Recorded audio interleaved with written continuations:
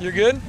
All right, we're here with Brandon at the Reason Rally in Washington, D.C., and he's got the umbrella because it is raining. Brandon, why are you here today? To see some of my favorite speakers that came out here to speak, like Richard Dawkins, Lawrence Krauss coming up, P.Z. Myers.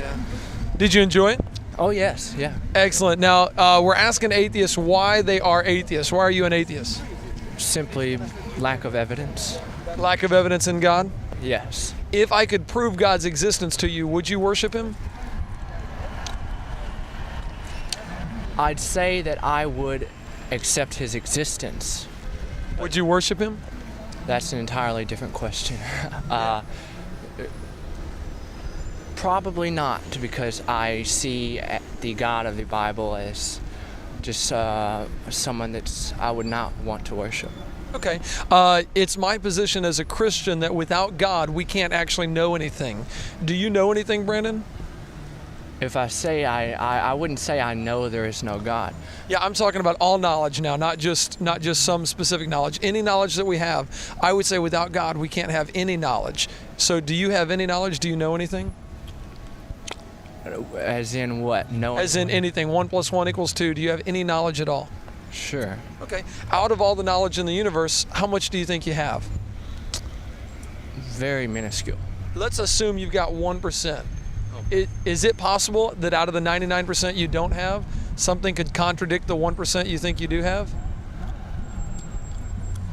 Is it possible out of what we don't know that it could contradict what we think we do know? Sure, new evidence can become available and change what we think we do know. Okay, so we could be wrong about what we know right now.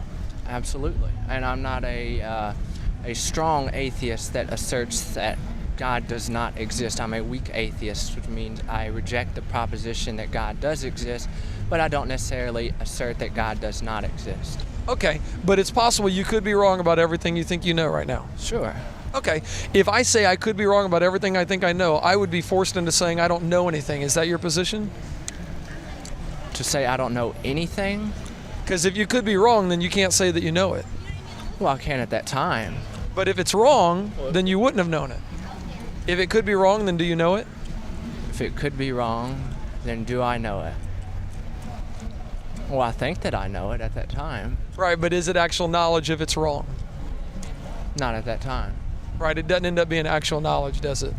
Well, it may be at that time, but it's really, you just go with what the evidence suggests at that time. That's all we can do. Yeah, and Brandon, here's like I said, my position is that without God we can't know anything, and I just simply point out that if you didn't have somebody who knew everything and could not lie, reveal truth to us, then we're forced to say we don't know anything.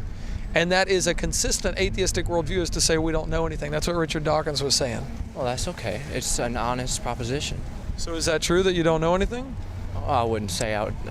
Like I said, we all have knowledge of what we think is at that time. But it could be wrong. Sure. Okay. That's what I want to find out. And then do you have any hostility towards Christianity at all, or not really? Towards Christianity, well, it depends. You know, you have different denominations and, you know, varying worldviews.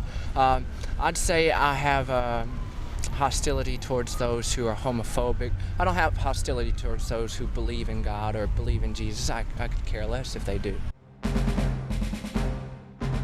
Join Eric Hoban and Paul Tater from CreationToday.org, along with Carl Kirby of Reason for Hope Ministries, Mark Spence of The Way of the Master, and Cy Ten Bruggencate of ProofThatGodExists.org for the Proof of God Conference in Orlando, Florida. For more information, visit proofconference.com.